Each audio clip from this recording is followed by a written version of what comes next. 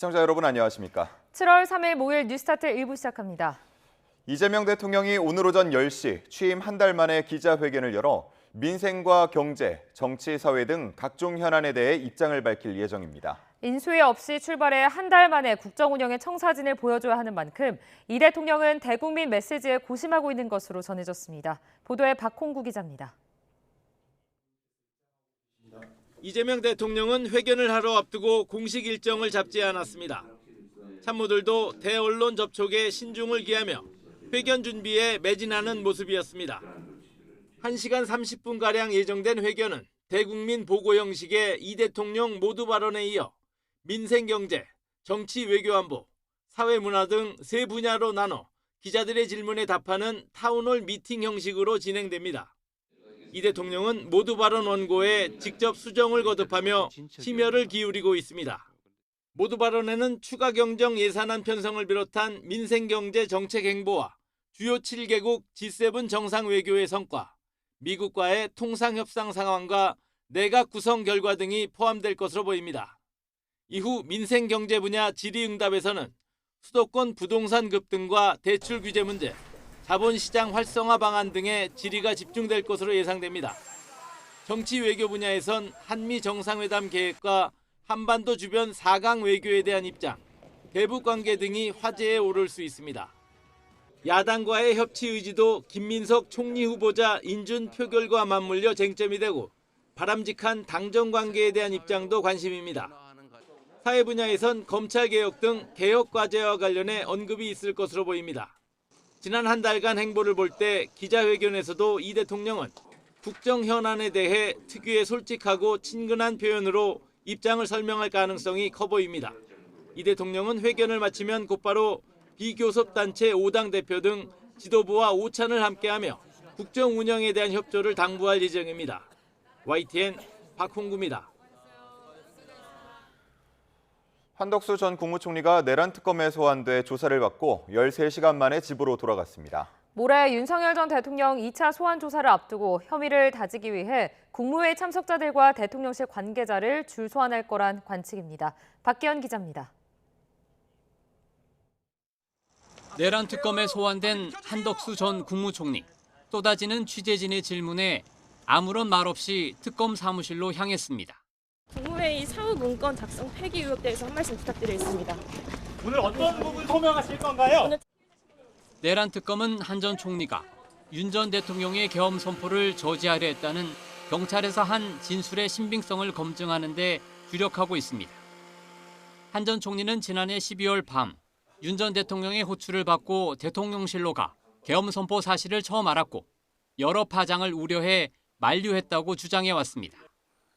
내란 특검은 비상계엄 선포 이후 새로운 계엄 선포문이 작성됐다 폐기된 가정도 추궁하고 있습니다. 한 전 총리는 계엄 이후 새롭게 작성된 계엄 선포문에 서명했지만 며칠 뒤 사후 문건이 만들어진 게 알려지면 문제가 될 수 있다며 강희구 전 대통령실 부속실장에게 폐기를 지시한 혐의를 받고 있습니다. 계엄 관련 문건을 사전에 보지 못했다는 한 전 총리의 주장과 달리 대통령실 CCTV에는 한 전 총리가 계엄 문건을 직접 열람하는 장면도 있는 것으로 전해졌습니다. 내란 특검은 한 전 총리가 경찰 수사 단계에서 이뤄진 출국 금지 상태도 유지되고 있다고 확인했습니다. 안덕근 산자부 장관과 유상임 과기부 장관도 소환됐는데 두 사람 모두 계엄 선포 직전 국무회의에는 참석하지 않았습니다. 질문에 잘 성실하게 대답했습니다. 어떤 질문들 혹시 받으셨을까요? 비상계엄 당일에 대한 질문들이 주로 질문이었습니다. 내란 특검은 안 장관과 유 장관을 상대로 계엄 선포 직전 국무회의에 참석하지 않은 배경을 물으면서 국무위원 권한이나 의무, 역할을 중심으로 살펴본 것으로 알려졌습니다. YTN 박기현입니다. 김건희 여사 관련 의혹을 수사하고 있는 민중기 특별검사팀이 김 여사를 출국 금지한 것으로 알려졌습니다. 도이치모터스 주가 조작 의혹과 공천 개입 의혹 등에 대한 동시다발 수사가 본격화할 것으로 보입니다. 이만수 기자가 보도합니다. 현판식을 열고 본격 수사에 착수한 김건희 특검팀의 수사 대상은 특검법에 이름을 올린 것만 16개에 달합니다. 도이치모터스 삼부토건 주가 조작 의혹, 명태균 씨를 고리로 한 공천 개입 의혹에 건진법사 청탁 의혹까지 포함됐습니다.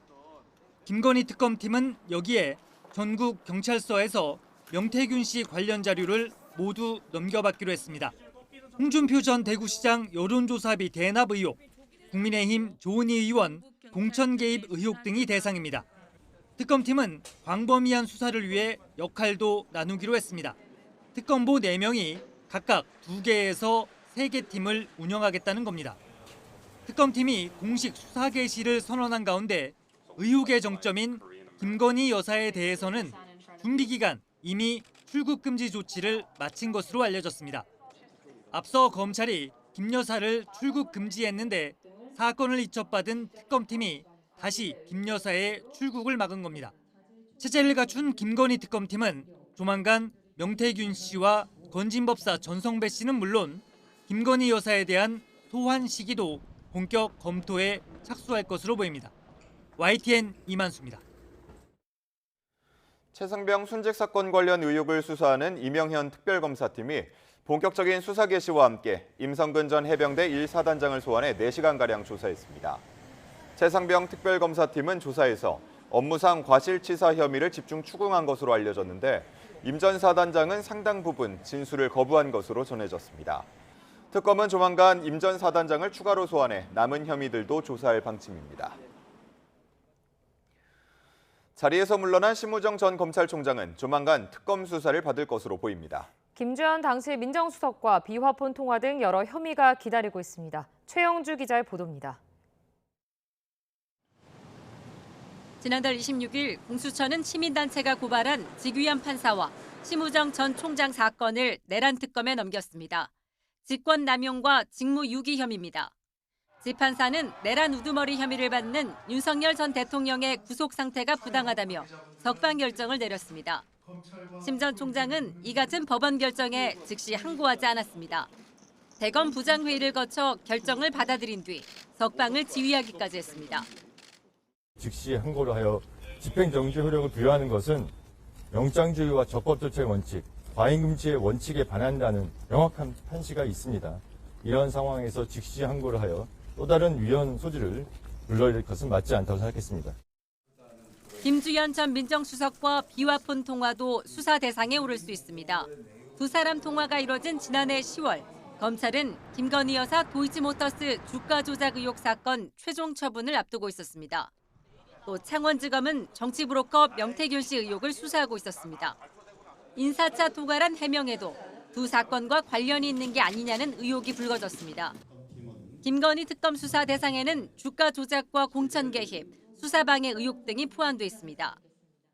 정치적 중립성 및 직무 독립성을 수호하기는커녕 살아있는 대통령 권력에 굴종하면서 대한민국 헌법 정신인 법 앞의 평등을 검찰 스스로 파괴하고 이 밖에 12.3 비상계엄 사태 때 검찰이 어떤 역할을 했는지 드러나게 되면 수사폭이 넓어질 가능성이 큽니다. YTN 최영주입니다. 올해 상반기 국제 금값이 사상 최고치를 경신할 정도로 급등하면서 금 투자도 대폭 늘어나 거래량이 역대 최고치를 기록했습니다. 미국 관세 정책과 중동 위기 등 국제 정세가 불안해지면서 안전자산, 그중에서도 금 투자가 크게 늘었습니다. 류완웅 기자가 보도합니다. 올해 초 불어닥친 금 투자 광풍에 시중은행은 물론 민간 금거래소에서도 골드바가 일시 품귀 현상을 낳았습니다. 한돈이 70만 원을 넘어가면서 신지나 친구 돌반지 선물을 깊게 고민할 정도로 금값은 천정부지로 치솟았습니다. 한국거래소가 상반기까지 금시장 거래량을 집계했더니 지난해 연간 거래량을 뛰어넘는 37.3톤에 달해 역대 최대치를 기록했습니다.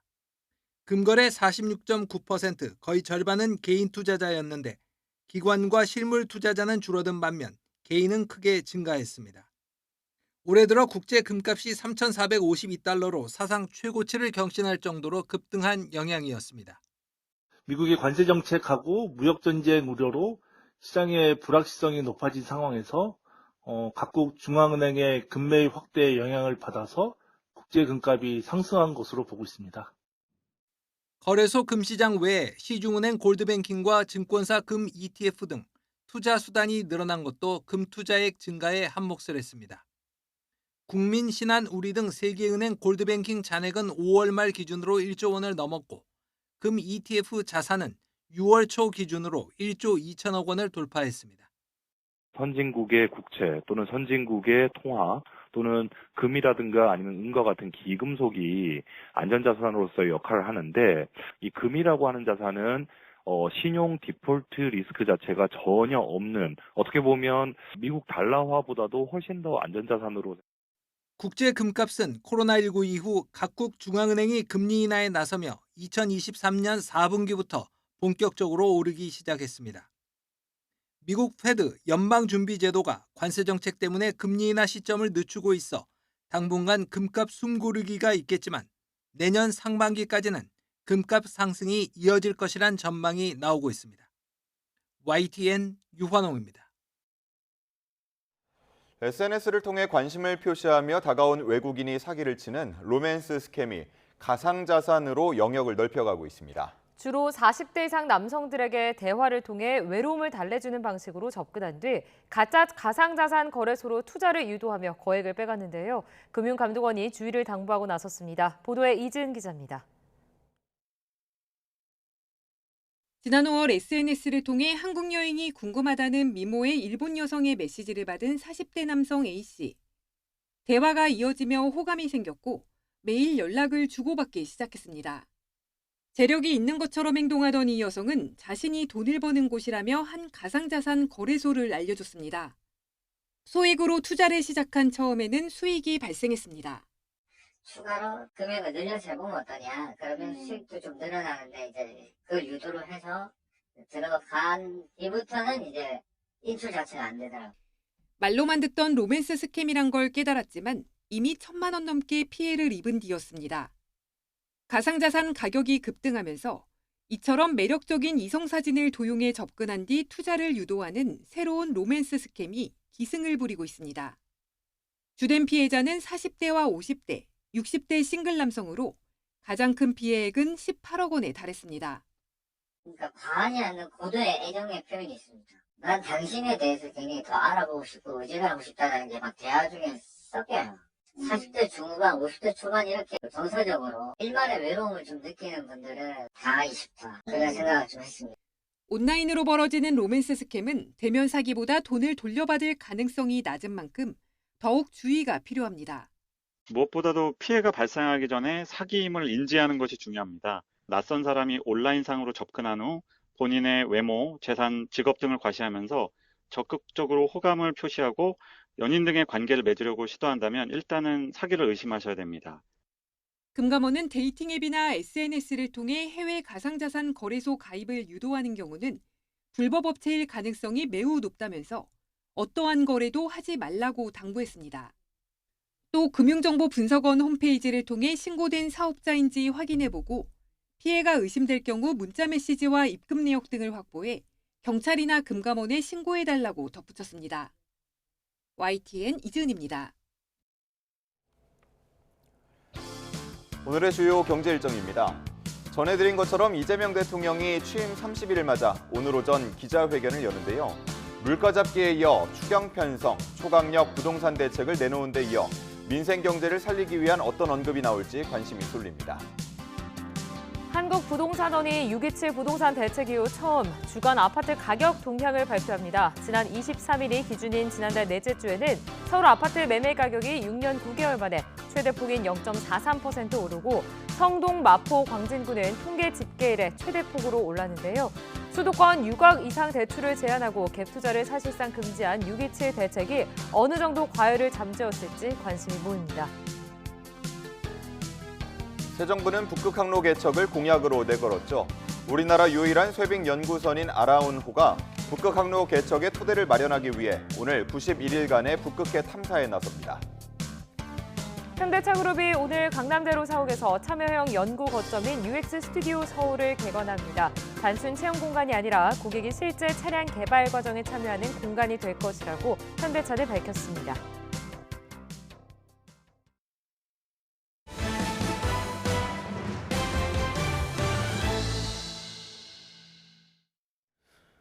트럼프 미국 대통령의 관세로 인한 불확실성이 좀처럼 해소되지 않는 가운데 미국의 민간 고용이 2년 만에 처음으로 감소했습니다. 하지만 금리 인하가 확대될 수 있다는 예측이 나오고 미국과 베트남이 무역 합의에 도달하면서 뉴욕 증시 3대 지수는 혼조세를 보였습니다. 뉴욕 연결해서 자세한 소식 알아보겠습니다. 이승윤 특파원, 미국의 민간 고용이 감소한 게 2년 만에 처음이라고요? 네, 그렇습니다. 오토매틱 데이터 프로세싱 ADP 전미 고용 보고서에서 6월 민간 고용은 전달보다 3만 3천 명 감소했습니다. 시장 전망치는 9만 5천 명 증가할 것으로 봤는데 정반대의 수치가 나온 겁니다. 지난 2023년 3월 이후 첫 감소를 기록했습니다. ADP는 정리해고가 여전히 드물지만 지난달에는 고용에 대한 망설임과 퇴사하는 이 직원을 대체하려는 기업들의 소극적인 태도가 일자리 손실로 이어졌다고 설명했습니다. 미국 기업들은 오락가락하는 이 트럼프 미국 대통령의 관세 정책 때문에 고용과 투자에 이 계획을 수립하는 데 어려움을 겪고 있는 상황입니다. 실제로 이 백악관과 미국 재무부는 오는 8일이 기한인 상호관세 유예 협상이 연장에 대해서 긍정적인 입장을 보였는데 갑자기 전날 트럼프 대통령이 부정적인 기류로 선회했습니다. 트럼프 대통령은 24%의 상호관세율을 책정했던 일본에 대해서도 갑자기 30% 혹은 35%로 관세율을 높일 수 있다고 위협하는 등 특유의 예측 불가능한 언행을 이어가고 있습니다. 이는 월가에서 타코, 트럼프는 언제나 발을 뺀다는 비아냥을 의식한 행보로도 풀이됩니다. 전문가의 분석을 들어보시죠. 향후 고용시장의 노동 공급을 축소시키고 임금 상승을 압력을 가중시키는 요인으로 작용할 것으로 보입니다. 노동 공급 축소의 효과로 일부 산업에서 구인난과 임금 상승 압력이 가중될 가능성이 있고요. 네, 이런 민간 고용 쇼크에도 뉴욕 증시는 혼조세를 보였다고요? 네, 그렇습니다. 뉴욕 증시 3대 지수는 미국의 민간 고용 쇼크로 약세로 출발했습니다. 하지만 이 관세 협상에 대한 낙관론이 일면서 또 그리고 금리 인하 확대 가능성도 제기되면서 혼조세를 보였습니다. 우량주 중심의 다우존스 30 산업평균 지수는 보합권에서 하락한 반면 대형주 중심의 S&P 500 지수와 기술주 중심의 나스닥 지수는 상승했습니다. 인도태평양 국가 중에는 처음으로 이 베트남이 미국과 무역 합의에 이르면서 베트남에 대한 미국의 상호 관세율이 46%에서 20%로 내려가 관세 협상에 대한 낙관론을 되살린 여파로 풀이됩니다. 캐피털닷컴은 비록 관세 이전 협상으로 돌아가지 못하더라도 기본 관세는 10% 정도고 이 상황이 통제 불능으로 치닫지 않는 이상은 낙관론이 계속 커질 것으로 평가했습니다. 투자자들은 오는 3일 발표되는 미국의 6월 고용 보고서에 촉각을 곤두세우고 있습니다. 이는 연준의 금리 인하에 대한 방향성을 일부 제시할 수 있기 때문인데요. LPL 리서치는 ADP 보고서가 이 목요일에 발표될 이 고용 보고서가 이제 예상보다 부진할 가능성을 키웠다면서 연준이 올해 3차례 금리를 인하할 가능성을 키울 것이라고 분석했습니다. 이런 가운데 마이크로소프트가 인공지능 개발 투자를 늘리기 위해 9,000명 인력 감원에 나서는 등 관세와 함께 AI가 탄탄했던 미국의 고용 시장에 중대 변수로 작용하고 있습니다. 지금까지 뉴욕에서 YTN 이승윤입니다. 미국 트럼프 대통령이 마음에 안 들어 한다던 콜로라도주 의사당의 초상화가 결국 바뀌었습니다. 물론 미국 현직 대통령의 초상화를 둘러싼 논란은 여전합니다. 이승훈 기자의 보도입니다. 폭염의 예외가 아닌 미국인데 거기에 마음의 더위 추가로 말 그대로 가장 핫한 곳입니다. 대통령의 초상화 때문입니다. 5년 넘게 자리 지키던 트럼프의 초상화입니다. 세라 보드먼이란 꽤 유명한 영국 화가의 작품인데 지난 3월 트럼프 대통령은 SNS에서 이 그림이 자신을 일부러 왜곡했다고 비난했습니다. 그러자 다음 날 주의회는 철거를 결정했고 또 그 바로 다음 날부턴 비어있는 벽이 찾아온 관광객을 대신 맞았습니다. It is definitely not distasteful as the president says. I feel like it's a pretty egotistical point of view to think this is purposefully ugly. I know I will often look at selfies and pictures that other people take of me and groan, literally groan out loud, thinking, oh, do I really look like that? 새 초상화는 미국 화가 바네사 호라부에나의 작품인데 백악관이 기증한 겁니다. 트럼프는 탁월한 재능을 가진 화가와 콜로라도 주민께 고맙다는 말을 역시 SNS에 올렸습니다. 다만 논란의 규모치곤 찾아오는 사람이 적다는 보도도 있고 또 곧 대통령의 사진을 주지사 사진으로 대체할 거라 바뀐 초상화는 역대 최단명 기록을 세울 거란 얘기도 있습니다. 궁금할까 하여 더하면 대통령이 그렇게 싫어한 그 그림, 대통령의 소속당 공화당이 $10,000 넘게 모아 그리게 하고 걸었습니다. YTN 이승훈입니다. 사건 사고 한 줄 뉴스입니다. 어제 오후 1시쯤 부산 온천동 도시철도역 출구 부근 도로에 지름 40cm, 깊이 1.5m의 땅 꺼짐 현상이 발생한 가운데 3시간여 만에 임시 복구를 끝내 차량 통행이 가능해졌습니다. 어제 낮 12시 30분쯤 광주광역시 남구 방림동 사거리에서 상수도관이 파열돼 인근 주택과 차량 일부가 침수됐습니다. 광주 북부경찰서는 어제 저녁 요양병원 입소자에게 흉기를 휘둘러 다치게 한 혐의로 70대 남성 A씨를 현행범 체포했습니다.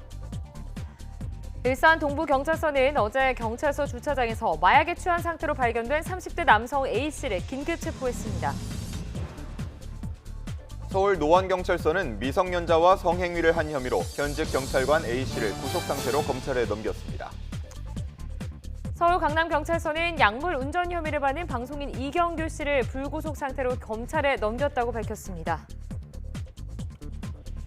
수원지방검찰청은 방음시설 공사업체 대표로부터 청탁 명목으로 억대 뒷돈을 받은 혐의로 이정문 전 용인시장을 구속 상태로 검찰에 재판에 넘겼습니다. 지금까지 사건 사고 한 줄 뉴스였습니다. 어제 저녁 신도들이 모여있던 교회 지붕에서 불이 나 예배당까지 번졌습니다. 신속한 대피로 다행히 인명피해는 없었습니다. 황보연 기자가 보도합니다. 곡선 모양의 돔 한가운데로 연기가 쉴 새 없이 뿜어져 나옵니다. 오른쪽에서 출동한 소방차가 있는 힘껏 사다리를 펼치고 물을 쏴보지만 거리가 멀어 역부족입니다. 위치를 옮겨 새로 진화태세를 갖추는 동안 돔 지붕은 이내 시뻘건 불꽃으로 변했습니다. 불이 난 곳은 경기도 구리시 한 교회. 지붕에서 시작된 불은 아래쪽 예배당으로 삽시간에 번졌습니다. 소방차들이 한 서너 대 와 있는 상태고 한 분구 쪽으로다가 연기만 나오고 있는 그런 상태였었는데 이제 초기에 못 잡은 게 이제 결국은 매캐한 연기 속에 소방대원들이 목조 의자 등에 옮겨 붙은 불을 끄느라 여념이 없습니다. 화재 당시 수요 예배를 위해 100여 명이 모여 있었습니다. 큰 인명피해가 날 수도 있었던 아찔한 상황이었지만 신속한 대피로 화를 면했습니다. 바람이 거의 불지 않았기 망정이지 그렇지 않았다면 뒷산이나 인근 주택가로 옮겨 붙을 수도 있는 위험한 상황이었다고 목격자는 전했습니다. 바로 뒷부분이 산이에요. 만약에 바람이 옆으로 불었으면 되게 위험할 수 있고 옆에 또 앞쪽에도 빌라가 있어가지고 위치적으로는 바람이 많이 심했으면 좀 위험할 수도 있는 곳이긴 한 것 같아요. 불은 저녁 6시쯤 시작됐는데 출동한 소방당국이 대응 1단계를 발령하고 장비 28대와 인원 70여 명을 동원해 3시간 만에 불길을 잡았습니다. 돔 구조 안에 그 누전인지 모르겠지만 어쨌든 전기 화재인 것 같습니다. 불이 나자 구리시청은 주민들의 현장 접근을 금지하고 통행 차량은 우회하기를 바란다는 내용의 안전 문자를 전송했습니다. 소방당국은 화재 조사반을 현장에 보내 정확한 원인과 피해 규모를 파악할 예정입니다. YTN 황보연입니다. 강원 영동고속도로 대관령 휴게소에서 80대 운전자가 몰던 대형 SUV가 식당가로 돌진했습니다. 이 사고로 직원과 손님 등 16명이 다쳤는데요. 운전자는 페달을 잘못 밟았다고 경찰에 진술한 것으로 파악됐습니다. 김기수 기자가 취재했습니다. 휴게소 식당 안 테이블에 손님들이 앉아 있습니다. 갑자기 흰색 SUV가 식당 전면 유리창을 산산조각내며 그대로 들이닥치고 반대편 주방벽을 들이받고 나서야 멈춰섭니다. 간발의 차이로 사고를 피한 손님들은 구석에서 놀란 가슴을 쓸어내립니다. 영동고속도로 대관령 휴게소 식당가로 차량이 돌진한 것은 오전 11시 반쯤. 이 사고로 식당 유리창과 내부 집기류 등이 파손됐고 직원과 손님 16명이 다쳤습니다. 이 가운데 6명은 중경상을 입고 병원으로 옮겨졌습니다. 사고 목격자는 갑자기 큰 소리가 들렸고 순식간에 차량이 식당 안으로 밀고 들어왔다고 말합니다. 서 있는데 갑자기 뒤쪽에서 빠지직 소리가 나서 돌아보니까 유리창을 깨면서 차가 매장 안으로 그냥 돌진하는 거예요. 사람이 한 명이 앞에 서 있는데 사고 충격으로 식당 바닥에는 깨진 유리 조각들이 흩어져 있고 테이블과 의자들도 어지럽게 널려 당시 상황을 짐작하게 합니다. 식당으로 돌진한 SUV의 운전자는 80대 여성 A씨로 크게 다치진 않은 것으로 파악됐습니다. 경찰 조사에서 A씨는 페달을 잘못 조작했다고 진술한 것으로 확인됐습니다. 경찰은 A씨를 교통사고 처리 특례법 위반 혐의로 입건하고 정확한 사고 경위 등을 조사하고 있습니다. YTN 김기수입니다.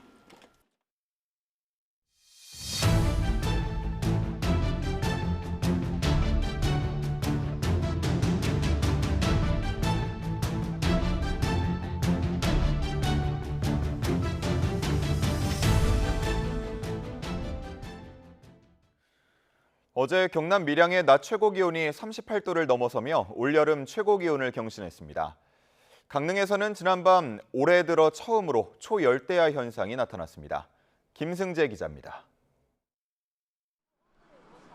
밀양의 낮 최고 기온은 38.3도, 지난달 말 경주 37.5도를 넘어서며 올해 최고 기온을 경신했습니다.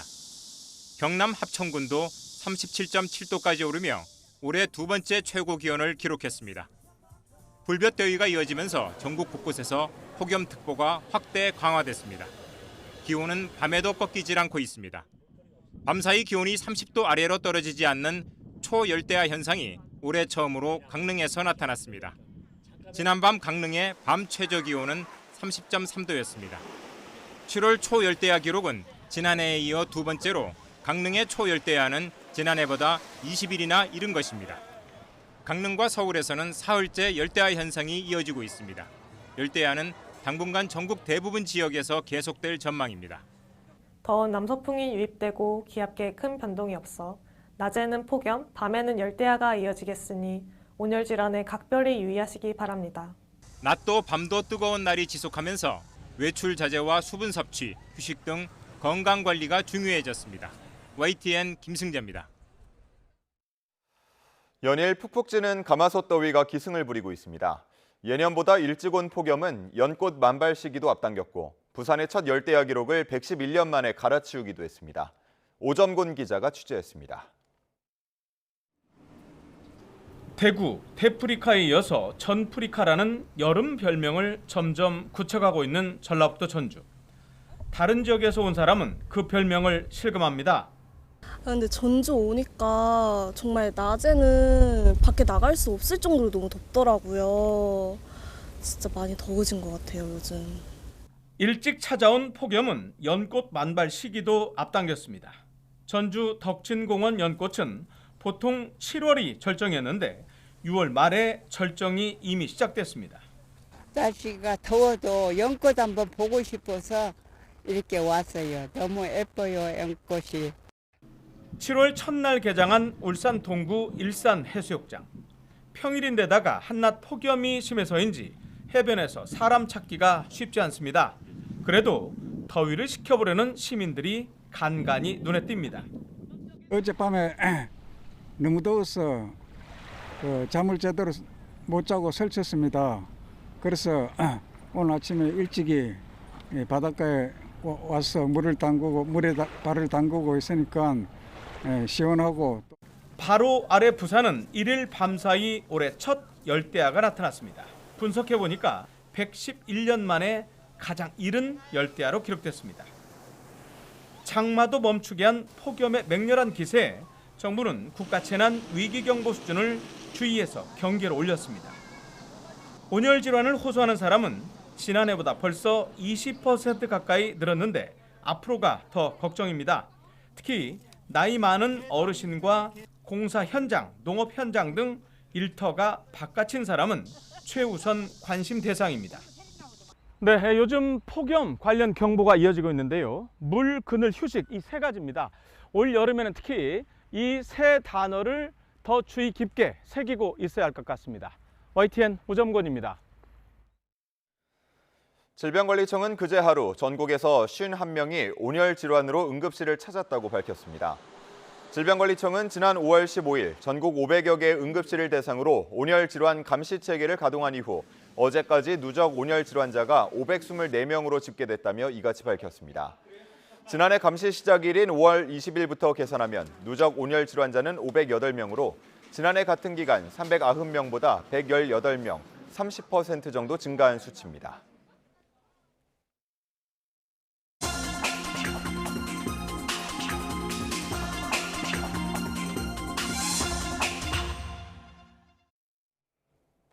오늘의 글로벌 픽입니다. 유럽 전역이 폭염으로 몸살을 앓는 가운데 중남미 각국에는 이상 한파가 덮쳤습니다. 인명사고도 일어났는가 하면 폭우로 인한 피해도 잇따랐습니다. 김희준 기자입니다. 시민들이 두툼한 겨울 외투에 모자와 목도리로 중무장했습니다. 7월 기온이 영하로 떨어지면서입니다. Literal casi me congelo. Y bueno, te tapas con lo que tengas. Yo abajo de esto es como que tengo un efecto cebolla. Tengo varias capas de ropa.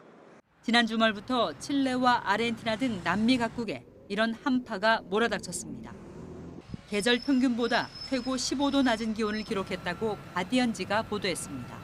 추위 속에 4살 어린이를 포함해 일가족 5명이 숨지는 사고도 일어났습니다. 당국은 남극 한파에 난방기계를 켰다 일산화탄소가 누출된 때문으로 보고 있습니다. Aparentemente, por la experiencia nuestra, por cómo vimos los cuerpos, daría toda la impresión que sería monóxido de carbono. Pero vamos a esperar la pericia. 도로가 폭삭 주저앉으면서 커다란 싱크홀이 생겼습니다. 새벽에 쏟아진 폭우로 발생한 홍수와 산사태 여파입니다. 사망자까지 발생했는데 주택들은 파손되고 주요 도로도 폐쇄됐습니다. Uy, claro, mano. Más de uno cuando se despertaron tenían el agua al cuello ya. Y ahí pues empezar a ver a correr, pero ¿por dónde corría uno, mano? Esperar a ver que bajara. 멕시코 중부에선 열대 폭풍이 집중 호우를 몰고 왔습니다. 시 당국은 주택 수백 채가 무너지고 차량들이 물에 잠겼다며 예상보다 피해가 컸다고 밝혔습니다. YTN 김희준입니다. 유럽 주요국이 벌써부터 40도를 웃도는 폭염에 시달리는 가운데 EU 집행위원회는 오는 2040년까지 탄소 배출을 90% 감축하자고 제안했습니다. 오는 2050년 탄소 중립을 달성을 위한 중간 목표인데요. 당초 계획보다는 후퇴했다는 비판이 나오고 있습니다. 보도에 이상순 기자입니다. 프랑스 파리는 한낮 기온이 또 40도를 넘었습니다. 사람들은 세느강에 뛰어들거나 물안개 분사기 같은 폭염 대피 시설 앞에 모여 더위를 식혀보려 안간힘을 씁니다. On essaye de se rafraîchir au mieux. On reste, voilà, quand on est dehors, on reste à l'ombre au maximum. À la maison, on baisse les volets. On essaie de se mettre, voilà, le plus à l'ombre possible. Les vents. 일찌감치 찾아온 폭염에 에펠탑 고층부도 이번 주 화요일부터 목요일까지 문을 닫습니다. 기상학자들은 현재 추세면 오는 2100년에는 프랑스의 평균 기온이 4도 이상 높아지고 최고 기온은 50도까지 치솟을 것으로 보고 있습니다. 이런 가운데 유럽연합 집행위원회가 오는 2050년 완전한 탄소 중립을 이루기 위한 중간 목표를 제안했습니다. 2040년까지 온실가스를 90% 감축하자는 겁니다. What we're doing today is taking the next step in the European Union's path to boost and enhance its competitiveness, to strengthen its independence and to cut its emissions. 이 제안은 EU 회원국들과 유럽 의회의 승인을 거쳐 오는 11월 브라질에서 열리는 제30차 UN 기후변화 협약 당사국 총회 전까지 EU의 기후 전략에 반영될 예정입니다. What it has been asked by some is to provide a certain amount of flexibility to ensure a safety net. But the commitment remains, stays. 여기서 언급된 유연성은 기업들이 국제 탄소 크레딧을 활용해 자사의 탄소 배출량을 상쇄할 수 있도록 허용하는 조항으로 제안에 포함됐습니다. 환경단체들이 당장 가짜 감축이라고 비판하고 있습니다. 탄소 배출이 얼마나 줄었는지 검증이 불투명하고 기업들은 돈만 내고 감축 노력을 회피한다는 겁니다. 더구나 이후에 과학자문기구가 권고한 탄소 감축 가이드라인이 90에서 95%였는데 EU 집행위가 이 권고안의 최저치인 90%를 제한하면서 지구온난화의 심각성을 외면했다는 지적도 있습니다. YTN 이상순입니다. 네, 현지 시간 2일 중국 남서부 쓰촨성 청도시에서 구조대원들이 거센 강물 한가운데 나무 구조물에 매달려 있던 남성을 대형 드론을 이용해 극적으로 구조하는 데 성공했습니다. 이 남성은 최근 며칠간 집중호우로 린시강의 수위가 갑자기 상승한 가운데 낚시를 하다가 고립됐는데요. 현장에 도착한 소방대원들은 거센 급류 속에서 나무 구조물 위에 아슬아슬하게 매달려 있는 남성에게 대형 드론을 보내 구명조끼와 구명보표를 전달했습니다. 현지 시각으로 1일 미국 캘리포니아주 에스파르토의 한 폭죽 공장에서 대형 화재가 일어나 주민들이 놀라 대피하는 소동이 벌어졌습니다. 불이 나자 지역 화재를 관할하는 욜로 카운티 당국은 주민들에게 한때 대피 명령을 내리고 화재 진화와 인명 구조를 도왔습니다. 호주 멜버른 공항에서 승객 탑승 도중 화물칸에서 뱀이 발견돼 여객이 출발을 2시간 가까이 지연되는 소동이 벌어졌습니다. 현지 시각으로 지난 1일 멜버른 공항을 떠나 브리즈번으로 가는 호주 국내선 VA337편이 출발을 앞두고 화물칸에서 뱀이 발견됐는데요. 발견된 뱀은 60cm 길이의 초록 나무뱀으로 다행히 독은 없었지만 뱀을 잡고 화물을 다시 싣는 과정 등으로 여객기가 2시간 지연 운행되는 등 승객들이 큰 불편을 겪었습니다. 호주의 퀀타스 항공이 해킹 공격을 받아 고객 수백만 명의 개인정보가 유출됐습니다. 퀀타스 항공은 현지 시각 2일 성명에서 사이버 해커가 고객 서비스 플랫폼에 침투해 약 600만 명의 개인정보가 담긴 데이터베이스를 침해했다고 밝혔는데요. 이 해커는 고객들의 이름과 이메일 주소, 전화번호, 생년월일 등을 확보한 것으로 드러났습니다. 지금까지 글로벌 픽이었습니다. 본격적인 여름 휴가철을 맞아 농촌 자연 자원을 활용한 치유 농업 시설이 주목받고 있습니다. 전국 550여 곳에서 운영 중인 이 치유 농업 시설은 식물 등을 매개로 한 다채로운 프로그램을 운영하며 정서적 안정을 돕고 있습니다. 최기성 기자입니다. 강원도 춘천에 있는 한 치유 농장입니다. 가족 단위 방문객들이 바질이나 루꼴라 같은 허브 씨앗을 심고 있습니다. 이곳에선 식물과 교감하며 심신을 회복할 수 있는 프로그램을 운영 중입니다. 다양한 감각들, 오감을 느낄 수 있게끔 눈으로 보는 꽃의 아름다움들, 그다음에 향기를 맡을 수 있는 허브의 어떤 진한 향기의 느낌들, 그리고 맛을 볼 수 있는 채소들. 수확한 허브로 허브차나 샐러드 등을 만들기도 합니다. 아이들한테 막 이것저것 하지 말라고 제재할 필요도 많이 없고 아이들이 좀 자연에서 자유로움을 좀 경험할 수 있는 것 같아서 너무 좋은 것 같아요. 경남 김해에 있는 또 다른 치유 농장에선 알로에 잎을 따는 등 다양한 체험이 가능합니다. 알로에도 직접 수확해보고요. 그리고 옆에 나오는 모종도 심어볼 수 있고요. 그리고 그 알로에를 이용해서 초콜릿이나 그다음 청 만들기나 치유농장과 치유마을을 통틀어 치유농업시설이라고 부르는데 이런 시설은 전국에 552곳 운영되고 있습니다. 농촌 자원을 활용해 건강회복과 증진을 돕는 치유농업은 연구 결과 실제 효과가 확인됐습니다. 학교 텃밭 활동에 참여했던 중학생의 폭력성은 4.3%, 우울감은 5.4% 줄었고 스트레스 대처 능력은 8.5% 늘었습니다. 텃밭 가꾸기로 노인 우울감은 60% 감소했고 농장 활동을 한 대사성 만성 질환자는 스트레스 호르몬이 28% 감소했습니다. 우수치유농업시설 인증제가 본격 시행되면서 보다 전문성과 신뢰성을 갖춘 치유농업시설들이 확대될 것으로 예상을 하고 있습니다. 치유농업시설을 방문하려면 사전 예약이 필요하고 관련 정보는 농촌진흥청 치유농업포털에서 확인할 수 있습니다. YTN 최기성입니다. 아이를 낳아 기르고 일하기 좋은 분위기를 만드는 것이 지방 소멸 위기를 극복하는 핵심 대안으로 떠오르고 있습니다. 전남은 적극적인 출산 장려 정책으로 합계 출산율이 2년 연속 전국 광역단체 1위를 차지했는데요. 이러한 노력을 더 확대하기 위한 전남 가족 친화 한마당이 열렸습니다. 김범환 기자가 보도합니다.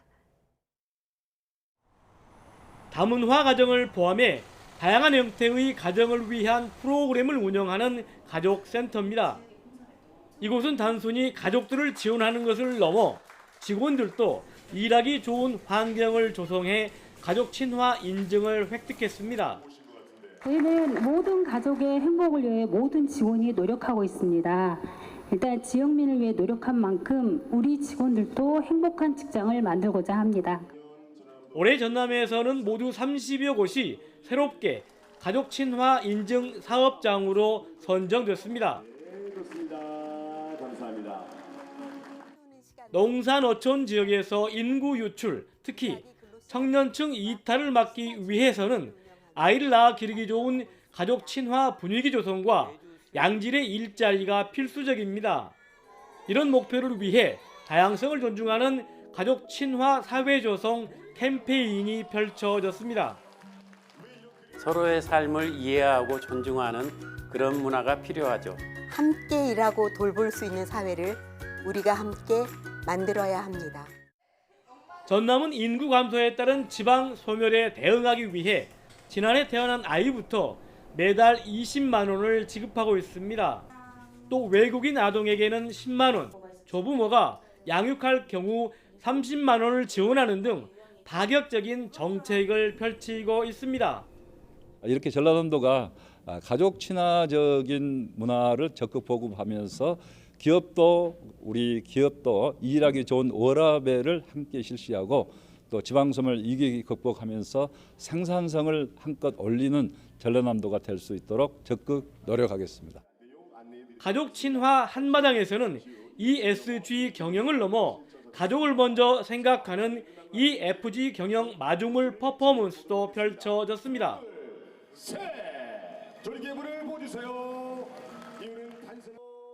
YTN 김범환입니다. 서울의 랜드마크인 YTN 서울타워가 준공 50주년을 맞아 새 단장을 마쳤습니다. YTN은 지난 50년간 YTN 서울타워 탑신부에 설치돼 있던 철제 구조물을 최근 2달여의 공사를 통해 철거했다고 밝혔습니다.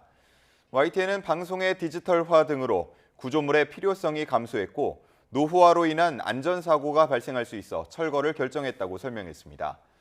이번 공사로 일자형 탑신의 모습을 갖추게 된 YTN 서울타워는 오는 30일 준공 50주년을 맞습니다.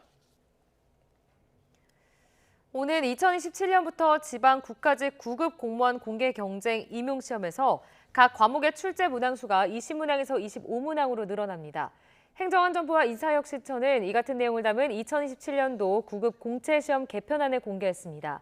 개편안을 보면 9급 시험 필기시험 공통과목이었던 한국사가 국사편찬위원회 주관 한국사 능력 검정시험 3급 이상 취득으로 대체되면서 변별력 강화 차원에서 공통과목과 전문과목 모두 과목당 5문항씩을 늘렸습니다.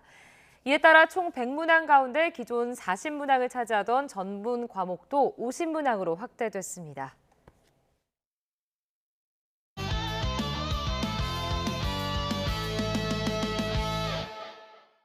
하루가 너무 긴 것 같이 또 그런 일이야? 너무 힘들어요, 사실은.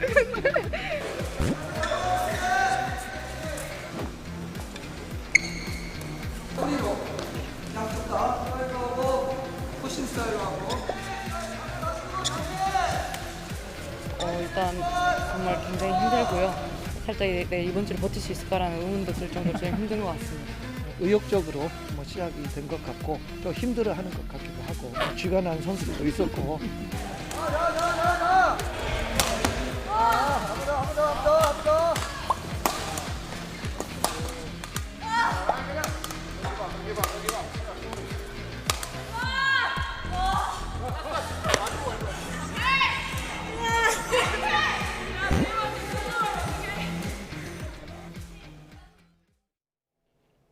연일 밤에는 열대야가, 낮에는 찜통더위가 기승입니다.